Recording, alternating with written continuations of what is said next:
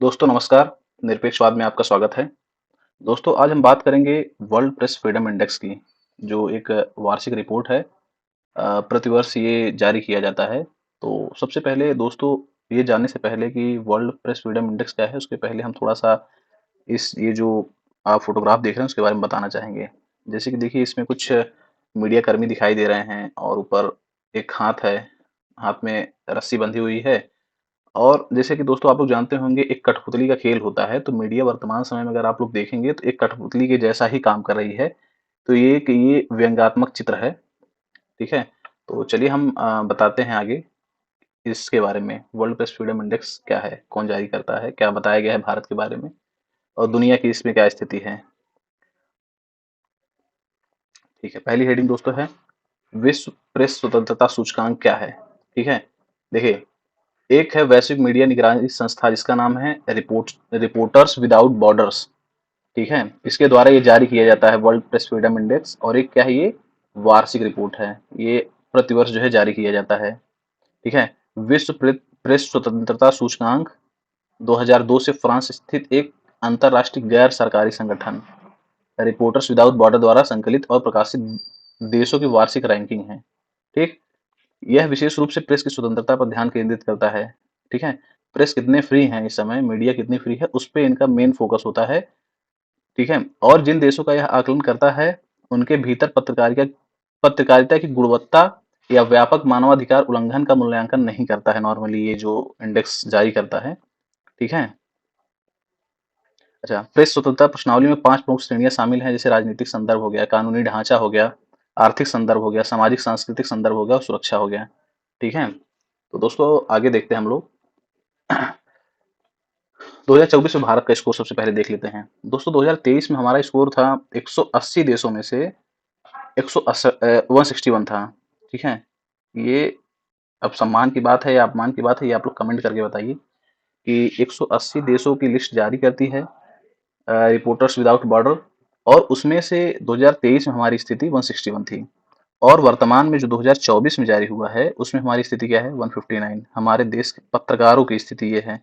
ठीक है, और अच्छा एक नोट ये भी है कि जनवरी 2024 से अब तक भारत के 9 पत्रकारों और एक मीडिया कर्मी को हिरासत में लिया गया है। तो दोस्तों जैसा कि अगर हम थोड़ा सा अपने हिस्ट्री को खंगालें, जब से भारत आज़ाद हुआ है तब से अगर देखा जाए तो पत्रकारिता की स्थिति जो वर्तमान समय में है, इतनी बुरी स्थिति कभी भी नहीं थी।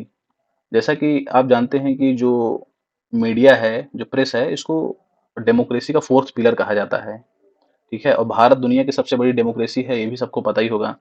तो जैसे पहले 3 जो पिलर होते हैं वो होती है लेजिस्लेटिव, एग्जीक्यूटिव, जैसे देखिए यहाँ पे लिखा है लेजिस्लेटिव हो गई, एग्जीक्यूटिव हो गई, जुडिशियरी हो गई। और फोर्थ पिलर जो होता है, सबसे इम्पोर्टेंट पिलर भी कहा जा सकता है इसको, यह है प्रेस, जो कि जनता की आवाज़ उठाने का काम करता है, सरकार से प्रश्न पूछने का काम करता है। उनकी स्थिति वर्तमान में बहुत बिगड़ी हुई है। ठीक है, अधिकांश मीडिया किसी न किसी तरीके से पक्षपाती हो चुकी है। कुछ मीडिया कर्मी आज भी अच्छा काम कर रहे हैं, लेकिन अधिकांश की हम बात करेंगे, क्योंकि ये जो स्थिति है 159 की, अब 2 अंक का सुधार हुआ है, इसमें बहुत लोग खुश हो सकते हैं, सकारात्मक है, खुश होना भी चाहिए, लेकिन स्थिति आज भी बहुत ही खराब है। ठीक है, जैसा लोग आज नेहरू जी को, इंदिरा जी को या फिर तमाम जो भूतपूर्व प्रधानमंत्री रहे उनको गाली दिया करते हैं, उन पे व्यंग्य कसते हैं कि वो ऐसे थे, ऐसे थे। लेकिन आपको बता दें दोस्तों, एक महत्वपूर्ण तथ्य है और सुन के अच्छा भी लगेगा आपको।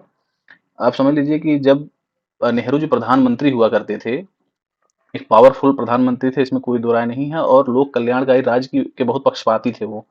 ठीक है, तो उनके सरकार में नागार्जुन जैसे यंग कवि, जो बहुत ही अभी नए नए उम्र के कवि थे, वो लिखते हैं, उनके सामने बैठ के ये कविता पढ़ते हैं कि जहां न भरता पेट देश वह कैसा भी हो, कागज की आजादी मिलती ले लो दो दो आने में। अब समझ लीजिए कि इस प्रकार का व्यंग कसे जाते हैं देश के प्रधानमंत्री पे, देश की सत्ता पे, देश के शासन पे। उसके बाद भी अब नेहरू जी की महानता उसमें क्या है, नेहरू जी की महानता ये है दोस्तों उसमें कि वो नागार्जुन जी के घर पे ईडी नहीं भेजते, उनके घर पे सरकारी तंत्र के द्वारा परेशान नहीं कराए जाते हैं, क्योंकि अगर एक मजबूत विपक्ष है तो जो सत्ता पक्ष है वो अच्छे से काम करेगी, नेहरू जी को अच्छे से पता था। और वही नागार्जुन बाद में जब इंदिरा गांधी प्रधानमंत्री बनती हैं, जब देश में इमरजेंसी लागू होता है, तो वही नागार्जुन फिर से एक बार व्यंग कसते हैं इंदिरा गांधी पे कि इंदू जी क्या हुआ आपको, सत्ता के नशे में भूल गई बाप को। तो इस प्रकार के कवि हुआ करते थे जो कि एकदम सामने बैठकर, और नागार्जुन ऐसा नहीं कोई छोटे-मोटे कवि थे, गली के कवि थे। राष्ट्रीय स्तर पर उनकी बहुत ऊंची पहचान थी और व्यंग किया करते थे और स्वतंत्र घूमते थे। तो दोस्तों इससे पता ये चलता है कि आज की मीडिया पत्रकारिता, आज की कवि सम्मेलन, आज के जो फोर्थ पिलर है जो काम कर रहा है, उनका काम करने का तरीका पहले पहले के फोर्थ पिलर के काम करने के तरीके से बहुत भिन्न हो चुका है। आज कहीं न कहीं जैसा पहले पेज में हम आपको दिखाए हैं, कठपुतली ही बने हुए हैं। आज किसी प्रकार की कोई घटना घटती है देश में, उस पे कहीं मीडिया में कितना छिपाना है, कितना बताना है, ये बहुत फ़िल्टर्ड होके आ रहा है। अब देश में वर्तमान में अब ये स्थिति है, डिबेट इस बात पे होता है कि मोदी जी का सीना कितने इंच का है, ठीक है? मोदी जी का सीना विराट कोहली से कितने इंच ज़्यादा है, मोदी जी का सीना सलमान खान से कितने इंच ज़्यादा है। दोस्तों जब इस पे डिबेट होगा तो वास्तविक सी बात है कि भारत की जो पत्रकारिता है, जो भारत का प्रेस है, फ्रीडम इंडेक्स में नीचे होगा ही होगा। ठीक है दोस्तों, फिर आगे हम लोग बात करते हैं। दोस्तों फिर से हम स्पष्ट कर देना चाहते हैं कि आप हमको किसी का पक्षपाती मत समझिएगा, किसी का एंटी मत समझिएगा। हम तथ्य पे बात करना चाह रहे हैं, ठीक है?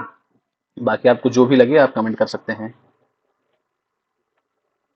अच्छा, इस रिपोर्ट में इस बात पर भी प्रकाश डाला गया है कि जो राजनीतिक दबाव है मीडिया की स्वतंत्रता को सीमित करते हैं, ठीक है? अच्छा, वैश्विक स्कोर की बात की जाए तो वही जो अपने ये इधर के देश हैं, देखिए ये बहुत अच्छा सा मैप बनाए हैं, इसमें कुछ पॉइंट को दिखाए हैं।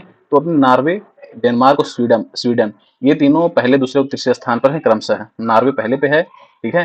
डेनमार्क दूसरे पे है और स्वीडन किस पे है? तीसरे नंबर पे है। अच्छा, इरिट्रिया सूची में सबसे नीचे। इरिट्रिया एक देश है, वो सूची में सबसे नीचे है, जबकि सीरिया उससे थोड़ा सा आगे है। सीरिया और इरिट्रिया सबसे लास्ट पायदान पे हैं। अच्छा, ये देखिए जैसे यहाँ पे दिखाए हैं, जो ग्रीन कलर में है वो गुड सिचुएशन में है। जैसे देखिए कुछ देश हैं इधर, नॉर्वे, स्वीडन, फिनलैंड और और उसके बाद और तो बस यही 3-4 देश हैं। उसके बाद पुर्तगाल हो गया। उसके बाद सैटिस्फैक्टरी सिचुएशन में जैसे कनाडा हो गया, सूरीनेम हो गया, ऐसे कुछ देश, साउथ अफ्रीका हो गया, ऑस्ट्रेलिया हो गया, ठीक है? ये बहुत बढ़िया से देखो यहाँ पे बनाए हैं, ठीक है?